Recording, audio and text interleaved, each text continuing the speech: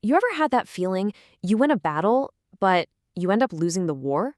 Today, we're going to dive into a massive strategic mistake, the unfinished fight. And trust me, the dangers that come back to haunt you, they're real. So let me just ask you this straight up. What really happens when a fight isn't truly over? When you think you've won, but you've just left that conflict kind of simmering on the back burner. Okay, so picture this. You've just crushed a huge hurdle. Maybe it was a tough competitor at work, a project that just wouldn't end, or even a personal challenge. You're finally at the top of that metaphorical mountain, right? And that feeling, it's just pure relief. You're proud. You've won. But here's where the mistake happens. Right in that moment of victory, you don't actually solve the problem completely. You leave your opponent, or whatever the problem was, with just enough resources, just a little bit of wiggle room, and crucially, just enough motivation to come back for round two. And that is when the real danger pops up. See, they don't just reappear. Oh no. They come back stronger. They come back smarter.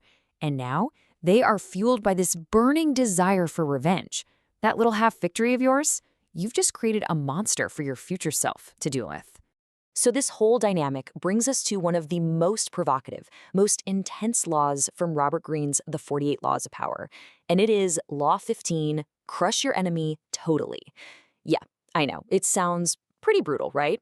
But hang on, let's look past that really harsh language and dig into the strategy behind it. Because here's the thing, the key takeaway here isn't about being cruel, it's about finality. The real lesson is about ending problems so completely, so permanently, that they literally can't come back. It's all about securing your own success by making sure old threats don't get a second shot. Okay, so why is an incomplete victory such a ticking time bomb? Well, it all comes down to some really powerful and honestly pretty predictable human psychology. Let's actually get inside the head of that rival you defeated but didn't quite finish off. Think about it. When you beat someone but leave them just hanging around, you've basically cooked up this dangerous cocktail of emotions. They're angry, they're humiliated, and those feelings, they don't just disappear. Nope, they simmer, they fester, and they harden into this quiet, rock-solid determination to come back and even the score. And this is the hidden danger. They're not going to strike back tomorrow. They're smarter than that. They're going to wait. They're going to learn. They'll spend months, maybe even years, quietly planning, getting stronger, and just waiting for that one perfect moment when your guard is down, when you've gotten comfortable. All right, let's make this real. There's a classic story from the business world that shows this whole idea in action perfectly. So there's this company, right? They win a huge market battle. And what do? They get comfortable, they pop the champagne, pat themselves on the back, and totally take their foot off the gas. But what about the rival they defeated? Oh, they use that failure like rocket fuel. They study every single mistake, they rebuild from the ground up, they totally re-strategize, and boom, a few years later, they don't just return, they come back and completely take over the market. That first company's victory, it was actually the seed of its own destruction. Okay, so this is all really interesting, but how do we actually use this lesson in our own lives, right? In our jobs, in our personal projects, without taking that whole crush your enemy thing literally. The deeper message here, the real gem, is this. End your problems permanently. Don't just put a Band-Aid on it. Don't leave a challenge half-solved. It doesn't matter if it's a flaw in a business plan, a bad habit you keep falling into, or some nagging issue at work. The goal is a permanent solution.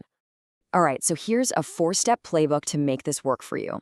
Step 1, finish problems completely. Seriously, no loose ends. Step 2, learn from conflicts. Always ask why it happened so you can stop it from repeating.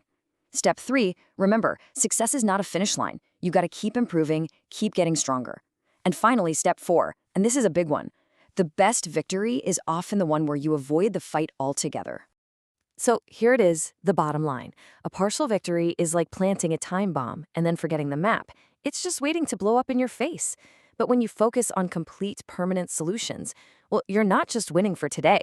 You're actually building long-term security for your future. And that leaves us with one final question for you to chew on. Seriously, take a second and think about your own life, your career, your projects. Which of your victories right now aren't really finished? What unresolved problem might just be hiding under the surface, waiting for its moment to come back?